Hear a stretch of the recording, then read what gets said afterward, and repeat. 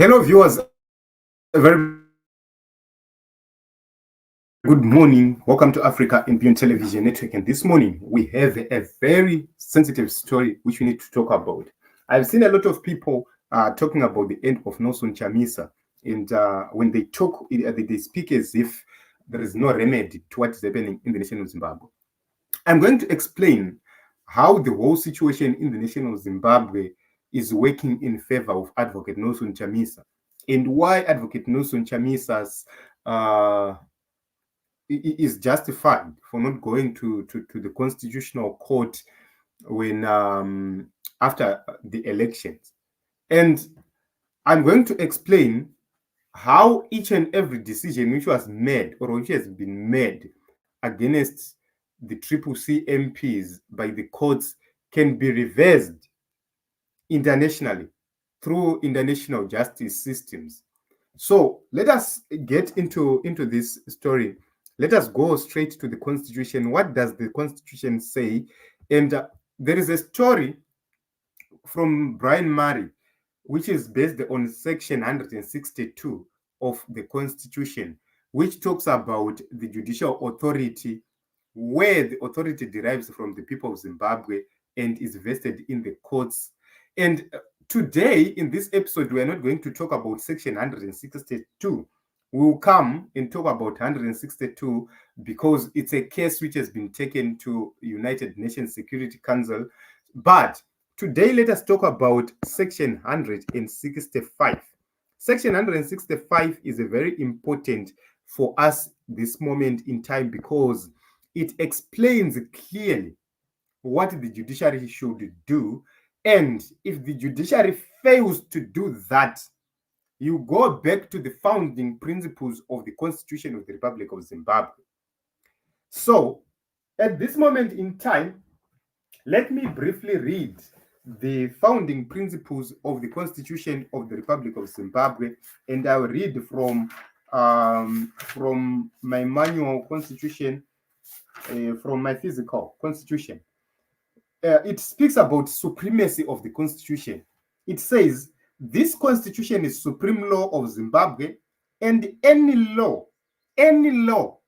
practice, custom, or conduct inconsistent with it is invalid to the extent of the inconsistency. So what is happening is any judicial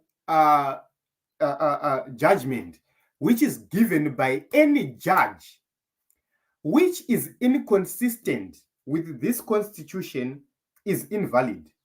Which means if we go to the recalls which were made by Shavangu, if we go to the judgments which were given subsequently by the courts, they are invalid. Which means the Citizens Coalition for Change MPs which were recalled according to the law, according to the Constitution, they have not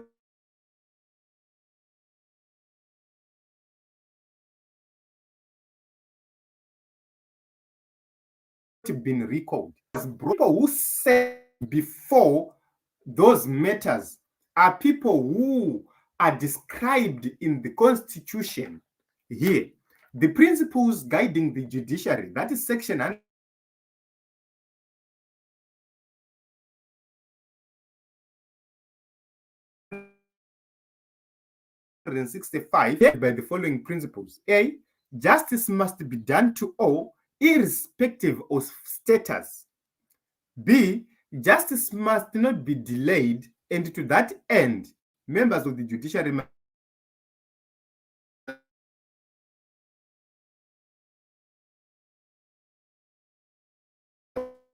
perform this, guarding human rights and freedoms and the rule of law. Number two, this is a very, very, very important because it says members of the judiciary, individually or collectively, must respect and honor their judicial office as a public trust and must strive to enhance their independence in order to maintain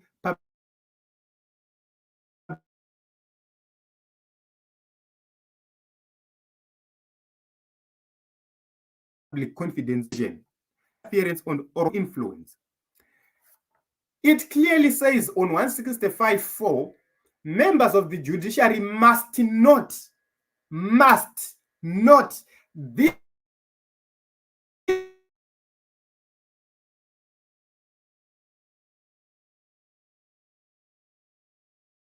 is the supremacy of the Constitution, that is section 2. And if you put section 2 together with section 165.4,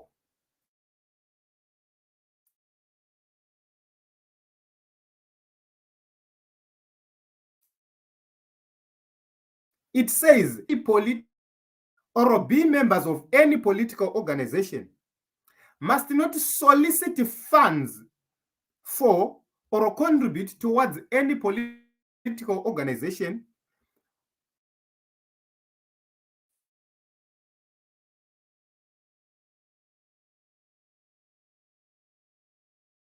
must not attend. Members of the judiciary must not solicit any gift, bequest, loan, or a favor that may influence their judicial conduct or give the appearance of the judicial impropriety. The judicial members or the judges who are presiding over the cases we have in Zimbabwe at this moment in time, presented by the Citizens Coalition for Change to the courts, they have violated section 165.5 of the Constitution of the Republic of Zimbabwe, and according to section 2.1 of the Constitution of Zimbabwe,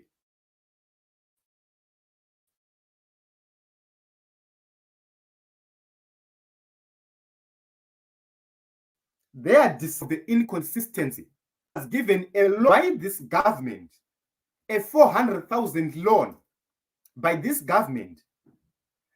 That person, as a judicial member, cannot preside over any case which will be valid when it comes to political matters. This amounts to bribery, which happened. So honestly, Team Zimbabwe, if we had to apply this constitution, if we had to apply our minds to this constitution, you understand that they accepted the gifts, because these loans which they received are not part of their benefits as judicial members. There is no law whatsoever which supports them getting or receiving these loans, which means, according to section 165.5, what they did, or these loans were meant to influence their judicial conduct, and their orders which they gave remains invalid. So if these cases are to be taken onto the international forums, what it means is there will be need for the government of Zimbabwe to defend itself, for the Judicial Service Commission to defend itself, for the opposition to defend itself, or every person who might be interested to defend himself. And this constitution will be laid bare in front of everybody for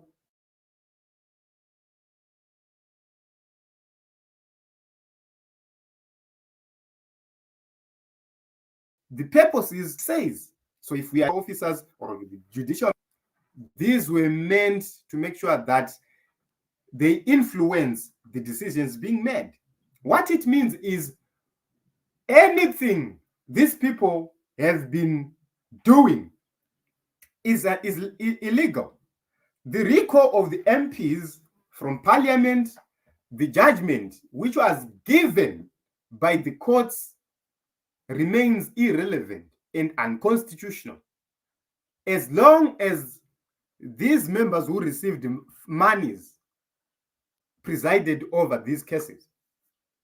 So we will not delve into other issues which involves these issues, but let us talk about the issue of job seeker before we end this program.